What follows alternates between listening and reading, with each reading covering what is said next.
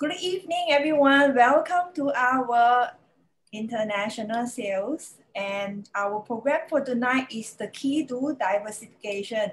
My name is Mandy Chen, head of IQI International Sales. Just a little bit background of myself. I've been involved in international marketing for more than 8 years. And I'm also an investor, and I invest quite a number of investments and diversify my investment portfolio, not only in Malaysia, but in Thailand and Australia. So one of our program, the key to diversification, is designing for those that who keen to explore in international market, but yet they do not know how to go about it. And also, a lot of people was thinking about by hedging against the currency and inflations. So this is probably one of the programs you can come in to listen, and we will have all our experts to give you a lot of advice how to invest wisely. So with this program, we will share with you some of the fundamental investments criteria and guidelines based on the specific countries, the do and the don't when investing abroad. Besides, we will provide some market updates as well, and a lot of people would love to listen to what's happening right now in the market, especially when you're talking about certain countries. If you are not very familiar, you need the local there to actually tell you the story. And by the end of the days, you will have a better understanding of the real estate markets across the globe. You may discover that investing abroad is actually not that difficult if you have all the experts and professionals guidance with you. And after all, some of the investment policy are rather friendly and easier for foreigner. We have been running for this program for more than 15 episodes. For those who have missed this episode, you can always go to our IQI International Sales YouTube channel to watch all the replay. In our program, usually we will invite different panel speakers from different countries whom they are qualified professionals or real estate specialists, especially from our IQI global team. They are able to share their experience and also the knowledge as an investor, also giving some of the investment tips to guide you through your property diversifications. So without further delay, let's welcome today's speakers, Mr. Sam Edwards and Ms. Claire Bennett, our Vice President from IQI UK, to share with us the essential guide to invest in UK and its potential. Let's welcome both of them. Say hi to the audience. Hello. Yes. Hello. How are you? How are we? Not bad. Yourself? Good. How about Claire? How are you? I'm good, thank you. It's been a busy week, so I'm happy to end it with this lovely webinar. Oh, that's great. Okay, maybe would you want to introduce yourself so that audience know your background or some of your experience as well? Yeah, Sam first. Yeah, Sam Edwards. I've been in the UK property market now for 14 years, working with developers on off-plan schemes up and down the country, mainly in the big region areas, Manchester, outskirts of London, region schemes in Sheffield, Nottingham, Leicester, and Kent. Building networks for them globally, where we basically use our partners to promote off-plan investment opportunities. Wow, seems like you have varied experience in different parts of UK.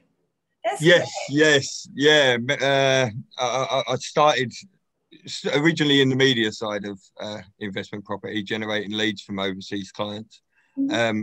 And then 8 years ago, that became building networks through the partners that I'd built overseas to promote off-plan opportunities for the bigger developers up and down. Okay, so I have the right speaker today. All right, what about you? Do. Big hello from the UK. I'm Claire, the co-VP of IQI UK with Sam. I've been working in the property industry for the past 5 years now, in construction originally, where I was able to build a really good network of developers across the UK. And I've had a personal interest in investment property, and that has naturally developed into a professional interest over the past few years, and has resulted in the creation of the IQI office here, which is fantastic. Yeah, that's great. All right. So perhaps right now a lot of people was like very curious. It's like, what is the current market in UK. Maybe Sam, you want to talk about, you give us a brief introductions of the UK? Yeah. I mean, over the past, I think since 2016, when it was announced that we were going to be leaving Europe, I think a lot of people globally thought that that would have a negative effect on the market. That's proved to be quite the opposite. With the government spending the amount of money they are now on regen schemes to bring in overseas money, you're seeing things like the strategic watership partnerships that we've got all over the UK, and then key areas like Manchester coming out of the Northern Powerhouse, where investment money from overseas is coming in, not just only in real estate, but hugely on the commercial side. I mean, we're seeing big companies now move into areas that they were never in before. A lot of what was happening was coming out of London. You're now seeing that happening in Manchester over everywhere else, you would argue, but it's happening now in the cities around Manchester. Liverpool doing well from it, Birmingham. But yeah, it's definitely been a good few years for sure, and we expect that to get better. Yeah, of course, definitely. Okay, Claire, what about the current situations about the pandemic? Since everyone was like pay very, I would say, that attentions towards this, and especially a lot of people can't travel right now, so they are not too sure about what's the situations right now in UK. Probably, can you just elaborate a bit on this? Yeah, so you've probably all heard that we are experiencing a second wave here. It's severely affected the UK and how we are doing business. So with that in mind, we are in a recession, but the adverse effect has happened to the property market, and we're experiencing a boom. House prices are actually rising despite the current climate. And what this was firstly considered a knee-jerk reaction due to the first lockdown, with home buyers and vendors looking to complete on deals arranged previously before that lockdown began. But it hasn't shown any sign of slowing down. I heard from a newspaper as well. It's like, it's great, the results. In fact, a lot of Asians actually coming in. Yeah. It's just been, it's really just catapulted, it's rocketed, like the amount of interest. Properties aren't on the market for more than a day or two in general estate agents, and there's been a huge amount of interest in investment property from overseas buyers. One of the main reasons for this, we assume, is the temporary suspension of stamp duty. So I heard of that as well. Yeah, so it was announced in July, and the beauty of this is, as an overseas investor, there'll be a surcharge added on in April next year, an extra 2%.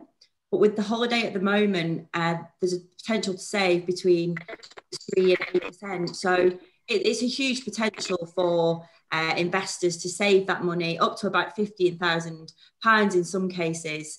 And it's particularly relevant in the likes of London, where homes are the highest price. Yep. So, if you're paying £400,000 for a property in London, you can save, the maximum amount there. Okay, so it's actually applied to across UK, right? And whether it's a foreigner or be it a local, they can actually enjoy this stamp duty. Absolutely.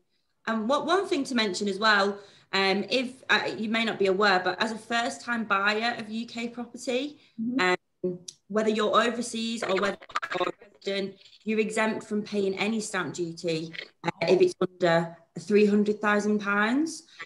However, the 2% surcharge, which is due to be introduced in April, still needs to be paid regardless of how many properties you have.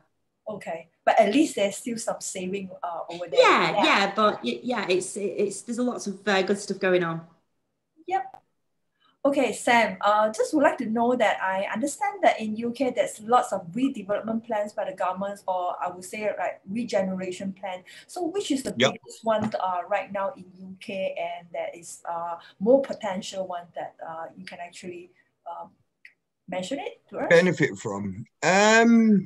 I mean, the key one is still Manchester. It's still Manchester. It's been 8-9 years now since the BBC moved up here, and we started to see in the region around the media city area, Salford Keys. That's obviously now stretched into areas like Stratford, Trafford, and the city centre. I'll be honest, the biggest movement in prices from that would have happened a couple of years back, but now you've got areas around the outskirts of Manchester which are not getting the attention that they would usually from overseas buyers. Areas like Stockport, Preston, Wigan, they're all areas that are benefiting from the growth of Manchester, much in the way that the east side of London did many years ago when the prices in the city centre got too expensive. In regards to government planned big regen schemes, you've obviously got the likes of Bigbeth in Birmingham, which is a big regen area. There's billions going in there. You've got Liverpool Waters planned in Liverpool. But yeah, they're popping up all over the place at the minute due to the prices in the city centres getting to where they are now. You're seeing a lot that wouldn't have been promoted overseas before, in areas that the overseas investors wouldn't have looked at prior to prices in Manchester reaching around the £400 a square foot mark. So yeah, we'll be working with a number of developers with IQI in the areas like Stockport, Preston, Warrington, areas between Liverpool and Manchester. And then when you go down south, you've got areas like Medway, anywhere leading into central London, anywhere within half an hour of central London, where you can still go and buy a property around the £150,000 to £200,000 mark. Investors flooding everything in the droves for sure. Don't worry, later on, Sam will probably like to introduce some of the UK hotspot for those investors who's keen to invest with us. All right, so we leave it towards the end of the part. All right, so in fact, a lot of people, especially like me, first time investing in UK, normally as an investor, we will ask, what is the potential of investing in UK? So maybe would you want to enlighten me on that, Sam? Oh, sorry, I lost you there for a second. Oh, sorry. Sorry. I was just saying that as an investor, normally those first-time investors, they will have a concern or a question. The main questions that we talk about, what is the potential of investing in UK? So maybe you can just share your pointer as in why in properties. Yeah, across the UK, I mean, investment varies so much in different locations. I mean, the beauty of the UK market is you can come here with 100,000 and do well with your investment. You can come here with 200, 300, up to millions. As a first-time investor here, you want to start looking at those region areas. I mean, it depends what the client's looking for over everything else. I mean, are they coming into the market for capital? If they're coming in for capital, then, you know, we would suggest they look at the areas mentioned before, the big region areas. And then with yield, I mean, again, it's areas that overseas investors have not really looked at, areas like Newcastle, where the yield is much higher. I mean, you can go and still buy at a low price, and, you know, the rental returns will bring them in anything up to 8-9%. Wow. But yeah, it's an interesting market in that sense, in regards to the fact that, you know, it offers up so many different options. So yeah, it would be I would always say it's a case by case. Yeah. It's case by case when it comes to individual clients. It's what are they looking for? Where are they looking? Why are they looking more so? I mean, a lot of the overseas investment comes over here from people that have spent their time here, from coming over and doing university here, knowing a location, wanting to send their children to the UK to study. Yeah. So yeah, it's so diverse. Yeah, and especially you talk about first-time investor, normally they look at the yield. It's like whether can they get a high yield, and of course the second question is quite common. They're talking about capital appreciations. I guess this is probably the two main concerns for the first-time investor. So again, it depends on the locations. Different locations give you different rental yield as well as the capital appreciation. So it's a bit hard to just mention one figures, because actually pretty wide and big. So depends on location. At the end of the day, it also depends on your objective as well.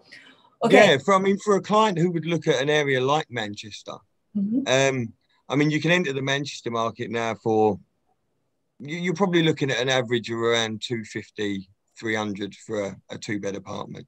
A yield on that would be around 5%, but then you can go just outside of Manchester. Again, going back to my point earlier with areas like Stockport, you could buy the same apartment 10 minutes outside of the city centre for 120, 130,000 and get a return of 6-7. So yeah, it is always dependent on the client. We know a lot of the clients that we've worked with, and on the developments that I've done, they tend to be more interested in the areas that they know. So the big cities, the Manchesters and the Londons, for argument's sake. Yeah, that's why we are here to actually give a better advice. It's like, what is your main objective? But again, there's another favorite questions that they will always ask, especially the investor. Maybe Claire, you probably want to answer this. Is this the right time to enter the market right now? Oh, well, I would certainly say so, yeah. I mean, taking into consideration the stamp duty holiday, you know, that's only in place until March. So if anyone is sitting on the fence with an investment, you know, I would act fast if there was something that is of interest to you, because you can save so much money there. It's a cash purchase, even better, because that will really speed things up in terms of the completing with that. And as well, you know, that there's huge capital growth forecast for the majority of the UK investment hotspots. And, you know, the market in general, there's a massive appetite for renting amongst the you know, younger generation. They're quite non-committal. They don't want to be secured to a mortgage because they don't know where they're going to end up. So they much prefer to share with a flatmate, or, you know, be in a one-bed flat in the city centre, renting until they figure out where they want to be in life. So there'll always be a great market for your rental if the right hotspot's chosen. Yep. Okay. For those who just joined in, welcome to our weekly program, The Key to Diversification. Today we are talking about investment in UK. So for those who just come in, remember to give us lots of support and sharing our program to all your friends, okay? And give us lots of likes, all right? Before we can actually have more energies to carry on with more investment tips to share. Right? Okay, so I understand that in UK there's lots of different type of property investments. So what I heard of is like those student accommodations, hotel suites, then you have office suites, then you have residentials, you have commercial. So in fact, what kind of property should investor buy in UK in order to, I mean, for long-term growth or for better capital appreciations, and exit plan will be much easier? Sam, would you want to answer this? I mean, that's where the capital over yield comes in over everything else. The two markets that I've worked in more so than any other are residential and student. Student will always offer the higher return. You'll always get a much better net return on your money when you're purchasing a student pod, simply because you can still enter the market for around 80,000, and you know your rents are not far off that now than they were on a residential one bed. Although the student market is definitely not geared towards capital, because we don't see a massive rise in the price of a student unit over the years. So again, it goes to the individual client, where if an investor's after capital, we would always suggest that they look at residential. Residential in the areas spoke of, Manchester, Liverpool, you know, where we're seeing rises month on month at the minute, Whereas the student pods, yeah, that's a capital, that's a yield investment for sure. Mm-hmm. We haven't. I've not yet to work in the commercial sector.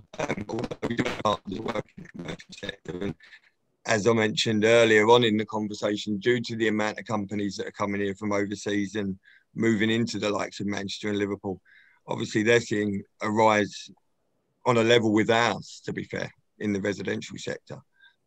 All right.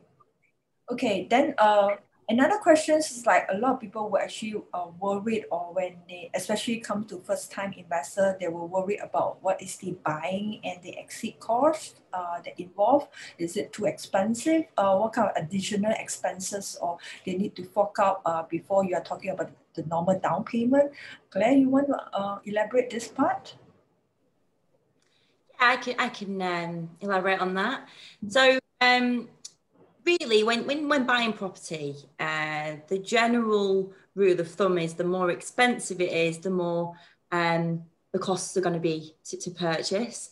But the main things involved in it are stamp duty, as mentioned earlier. This is wholly dependent on investor status. You know, have you invested here before? Are you going to invest before April next year? Valuation costs. Now, this is only essential if a mortgage is involved. Normally, the bank will send out a valuer just to ensure that the amount being loaned fits with the actual value of the property, because you don't want to be in a situation where you have negative equity before you start. This varies depending on the property price, but it's normally a few £100s. And for those interested in a mortgage, it's generally added on to the mortgage period. So, you know, it's not really an upfront cost as such. It's also worth noting that mortgages only last for about 12 months, like the offer. It varies 6 to 12 months. So if it's an off-plan purchase, it needs to be timed wisely to ensure that the mortgage is still available once the property's built. But that's something we could go into at a later date. And the property surveys, these are about £400 on average. That's if you know, it's a completed development. Legal costs, this is wildly varied, you know, on whether you have a solicitor in London or a solicitor in Scotland. You know, it ranges really between about £800 to £1,500. And then, you know, you need to take into consideration income tax. Overseas investors are charged the basic rate of 20%, but with an accountant, you can work at gaining this back off the rental income. So it kind of evens itself out. And in terms of exit, the main thing to consider is capital gains tax. So that's a tax made from the profit when it is sold. And if it's increased in value, so the price it's increased by, the percentage of that, 28% of that will be owed to the government.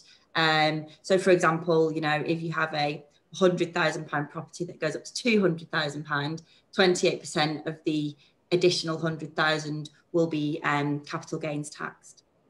All right. What about the property management? So in the events that a customer who bought a unit and want to rent out, I'm sure there will be agents who assist in property management. Normally, how much do they charge? Or is it varies from city to cities?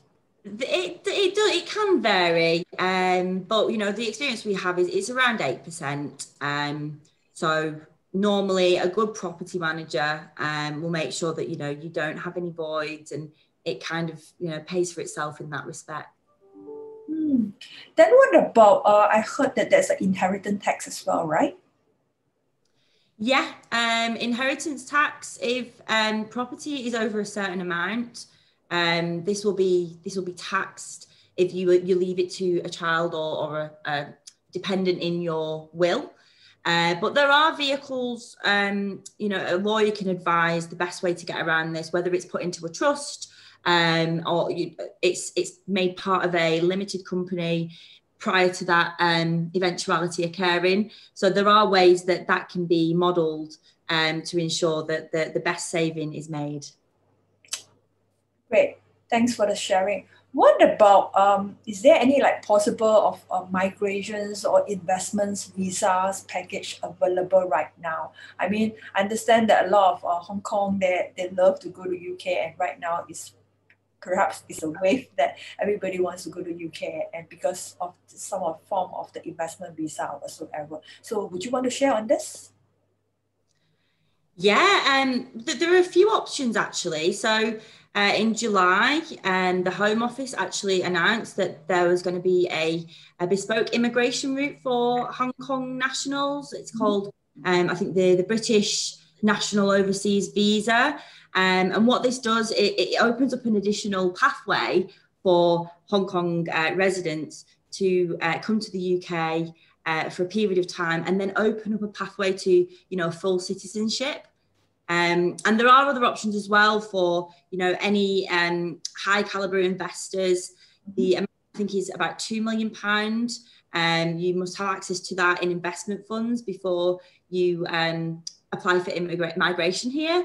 And then after a certain period of time, you can apply to settle. But I can provide that information in further detail in the report we send out after this. Yeah, for those that was keen to know a little bit more of the migrations, stay tuned with us. We will probably give you more detail. And I forgot to mention one thing. In fact, we will have a free report given out, okay, which Claire was actually preparing right now. So for those that was interested to get this report, please leave down your contact number or your email address. We will get back to you, and probably by next week we'll be able to send the e-report to you. So the e-report is all about the market outlook of UK property. So for those that are interested to get, please remember to share your email address in the comment box. We will get back to you. All right. Okay. So let's go to some of the questions. All right. Since you are in the real estate market for a couple of years already, Sam, is there any personal experience that you probably would like to share with us? I mean, we like to hear some stories. Yeah, yeah, a good one, to be fair. When I first came to, this is the key. Timing in the UK is everything. And talking about the regeneration in the areas that we spoke of earlier, the outskirts of Manchester. Not long after Media City was developed, and we see a big increase in prices there, we started to see developments built in between the area between the city centre and Media City. Again, much like London, it's basically a repeat of what happened in London years ago. The areas around the outskirts of London grew, and then the gaps in between them filled out. So about 5-6 years ago, I purchased a unit in a development with a developer called Fortis Developments on the Bridgewater Canal, which is an area between Media City and the city centre, for around 155,000 for a 2-bed apartment. Wow. Yeah, I mean, again, this is purely timing. This is completely down to timing. I mean, that was purchased with the promise of a net return of 5% at the time. But due to the growth in the city centre, I mean, we've seen prices in the city centre in Manchester go from 300 quid a square foot to 400, and now there's developers putting stock out there at £500 a square foot. We're seeing that mirrored in Media City, and now obviously that's flooding into the areas that we're in. And what would have been a 6% promised yield to me at that time is now it's closer to 10. It's wow. Closer to 10. You get one there. Yeah. It was good. It was good timing on my part. It's the beauty of being set in the situation you're in when the developers are launching schemes like the one that we're in. But yeah, I mean, increasing price. I mean, if you get it right here, there's not many places that can do what the UK does. And I mean, that's, again, when we go over these things later down the line and we start to, do some work with you and your guys on the big regen areas, it's key that they do start looking at the areas in between the gaps, So like this, I mean, I've probably seen an increase of 155 to close to 240,000 in under 3 years. Wow. So you take a lot then. Yes, yeah, it was on paper gain. You still hold the properties? I do. Yeah, and I'll be honest. it's not one I would let go either, because it's not like Manchester's slowing down. It's not slowing down. The amount of people that come here to study, I mean, it's the third biggest university in the UK, and I'm quite sure it keeps more of its students than any other city in the UK. I think it's around 70% of students that come to Manchester end up staying. And with the companies coming in and the students coming in, the demand for property is higher than it is anywhere else. So yeah, I wouldn't be looking to sell it at any point soon, that's for sure. Yeah. Normally we will talk about when it comes to investing, it's all about timing. So sometimes if you manage to catch the right timing, okay, especially you're talking about any government plan, like all these regenerations plan, definitely you can see that most of the time the property have a hype. So I think this is probably one of the factors that we keep emphasize, that always invest into those areas where government's going to spend money, and you know that there is a potential. So chances that your capital appreciations will actually be very lucrative as well, right? Okay. And the beauty of the UK at the moment is it's happening in so many places. I think that's why the UK is becoming as popular as it is. The government after Brexit realised that, you know, we need to bring money in from all over. It's a country that needs investment from outside. And to get that, we're having to do the big regions of Birmingham, Liverpool, Manchester, areas of London as well. So yeah, it's definitely exciting time for investment, for sure. Yeah, because initially a lot of people was actually quite worried about Brexit. But of course, on the other hand, that a lot of people see this as an opportunity. So seasoned investor will still go in to buy during this Brexit. But again, I would say that result has shown that in fact, whether with Brexit or without Brexit, so eventually the property is still doing very well in UK. Current situations, even though with the pandemic, of course, governments actually do react very fast, and they come up with a lot of attractive packages and plans to actually attract a lot of first-time investors, first home buyers to actually invest in the property. I think this is actually a good move, especially to the locals as well. Yep. And that is another things that we want to talk about. What are the factors should an investor, I mean, put it this way, it's like a lot of people are first time investing in UK. They wanted to invest in UK, but they are not too sure. It's like they will wonder what factors should they consider when come to invest in UK. Claire, you want to share with us? Yeah, I think the main thing to consider, you know, if you're investing in anything, you want to see that investment grow. You want the safety and the security, so you have the confidence.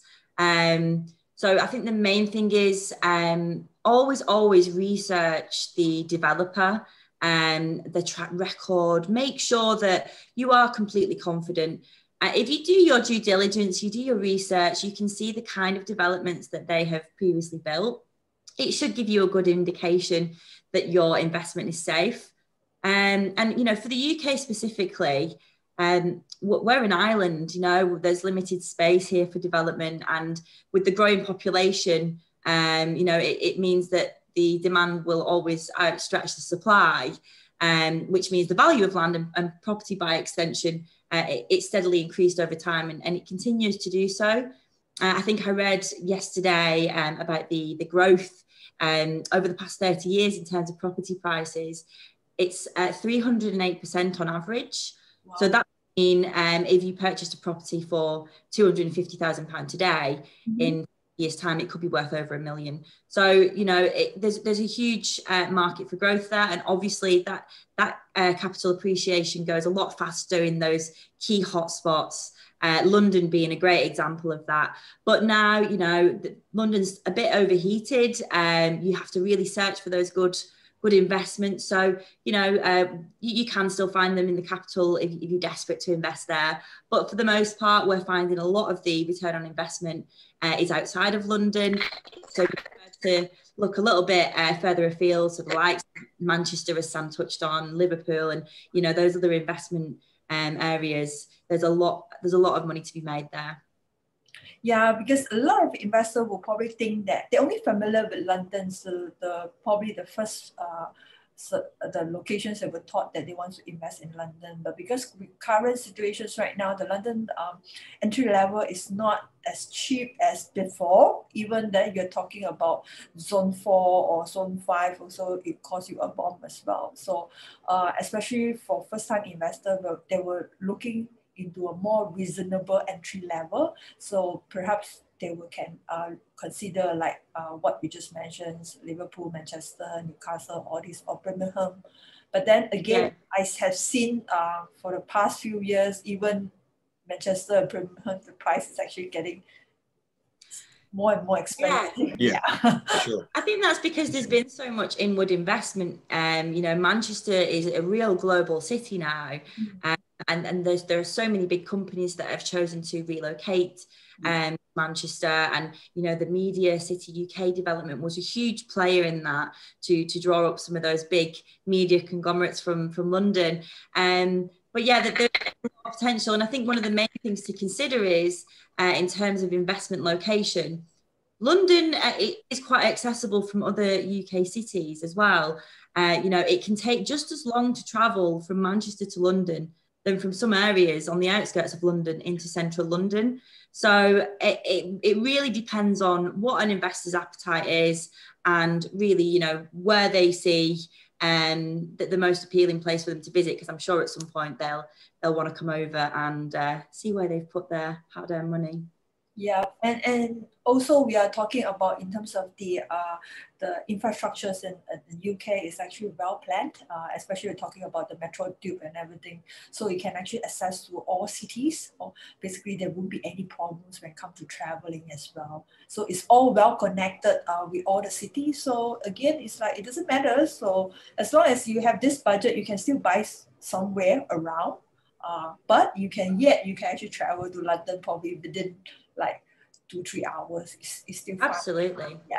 Yeah. So Manchester, you know, it's 2 hours on the train, and with HS2, that's, you know, if that happens over the next few years, I suppose it will wholly be dependent on how much budget's left after the pandemic. But that should open up, you know, even faster journey times. So lots of potential to zip around on a high-speed train. Yeah, true. All right. So, Sam, what is your valuable advice to first-time investor? First-time investors, over everything else, I would say security, for sure. For sure. It's making sure that the team you've got around you when you decide to make the move into the UK market is the right team. And that's having people on the ground here, like myself, Claire, and the people that we've worked with over the years that know the developers, know what they're capable of, can give you realistic timescales on delivery. Yeah, for first-time buyers, it would always be a security-based thing. It's making sure that, you know, in regards to price and everything else, that's going to be, again, we go back to the fact that that's dependent on each client. I mean, we're going to have clients that are looking for higher end stuff, lower end stuff. It's just making sure that the developer you choose to go with when you do make that decision is the correct developer. Yep. And I think this is very important, especially after sales support is actually utmost importance to a lot of investors. Put it this way, it's like with us, with IQI Global, we have many offices around, and right now we have Sam and Claire in UK as well. So that's where we can gain a lot of local support in the events that if you would buy any property from us, we have the local team to actually assist you, give you the best advice, and we'll actually connect you with different professional, be it tax consultants or be it solicitors, property management team or whatsoever. They are there to assist you. So at least your investment is actually at peace of mind. You do not have to worry that who's going to take care of my properties, and how am I going to declare my tax, and which are the good lawyers that is trustworthy that I can actually engage them. So all this worry is actually handled by us. So that is one of the beautiful parts with IQI Global. All right. Yeah, it's huge in the relationships that we've got here already.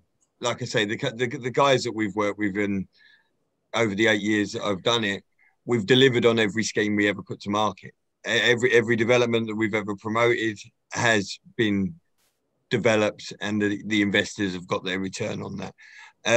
So it's keen to make sure that whoever you choose to go with, that the team behind them has been involved in at least a few schemes prior to you jumping in. Yep. Okay, so what if I'm right now, after hearing both of your sharing, and I'm very interested to invest in UK right now, so what is the best investment hotspot that you can recommend to me? Any one of you? So, well, Sam touched on it earlier with the regeneration projects. I think that's always a good rule of thumb. Look where the action's happening. Really assess what the government, what the local developers, and sometimes the national developers have planned for those areas. So destinations like Manchester, Liverpool have always been investment hotspots for a number of years, but there are additional developments taking place which will revitalise these cities, such as the Liverpool Water Scheme, which is looking to turn, Liverpool into the UK equivalent of New York in years to come, along with the new multi-billion-pound stadium plan for the waterfront there. Manchester is quite a mature market, but it still has reasonable affordability. It's not quite reached the London peak, and it's got solid yields as well, and a huge market for rental income, with lots of universities and young professionals here, with big companies moving here. Birmingham's a great one to look at with the addition to HS2. I think that reduces the travel time into London by half an hour. So there should be an improvement in terms of commuters looking to move further afield. Sam, do you want to add any others to that? Yeah, that's when I would start to look at the areas between the cities. I mean, again, we go back to what happened in London and what's happened in Manchester, where areas like Liverpool and Manchester, the prices have risen to the point where, people that were at first inside of those cities are now looking at investment options outside. So yeah, do keep an eye out for areas like Wigan and Preston, and it's worth looking at the HS2 link and have a look at the cities on there, because there are cities that have not been opened up to the overseas market, areas that investors wouldn't have looked at before, that will definitely be worth taking notice of if you're looking for a big capital return. I mean, it's definitely worth keeping an eye out for a site that could maybe Leeds, Sheffield. But yeah, I'll definitely keep an eye out for the areas that have not been looked at before.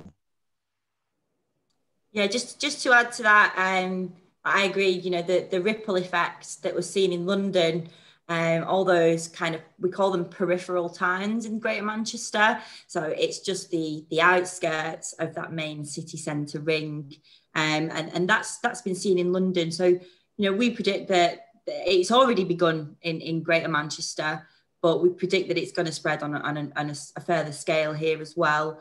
There are lots of accessible entry-level properties around the periphery. So yeah, do some research and see which is most appealing to you. Wow, that's great. Lots of information. I'm sure for our investor, there's lots to digest and lots to consider. So meanwhile, if you have any questions, feel free to ask. Leave your questions in the comment box. We will try to get back to you. Or in the event that we couldn't answer it, we will actually answer it later.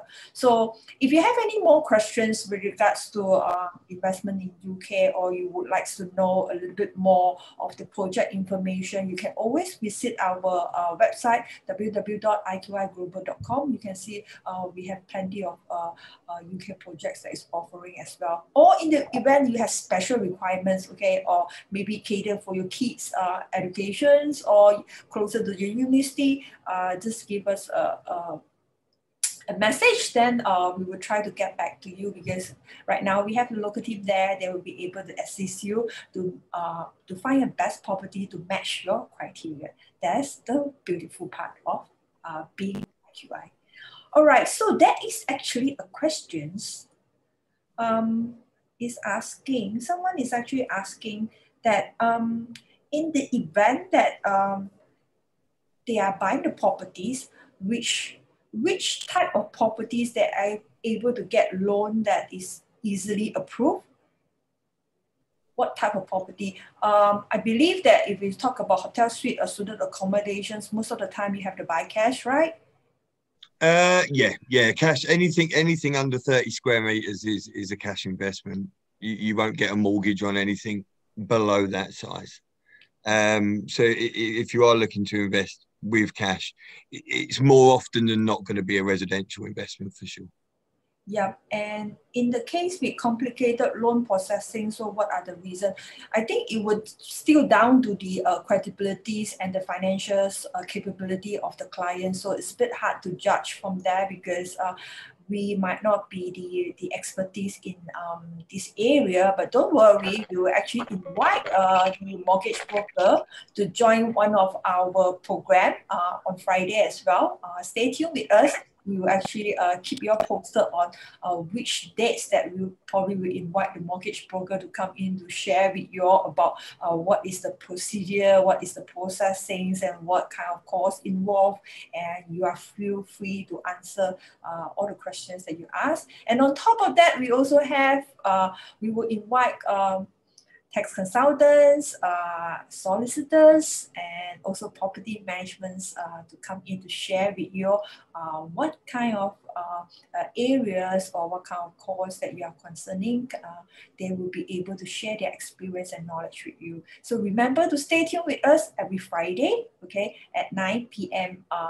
Malaysia time. Of course, if you are in UK, then it's probably 1:30 p.m. All right, unless you are in the rest of the world. So do stay tuned with us, and we will probably announce it in our Facebook page. So remember to log into our IQI UK Facebook page or IQI International Sales. We have lots more information and lots more programs to share with you all.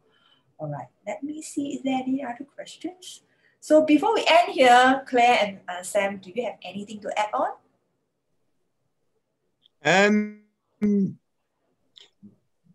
Nothing more than to say that we're here now. So if anybody does have any queries, any questions about the UK market, and they have any worries, do contact us. Do ask us the questions. Our partnerships with the guys on the finance side, the guys on the mortgage side, the guys on the solicitor side, the legal situation, we've had them for many years, and they'll be more than happy to help you before you make your decision and afterwards. So yeah, we're here, so you can use us now.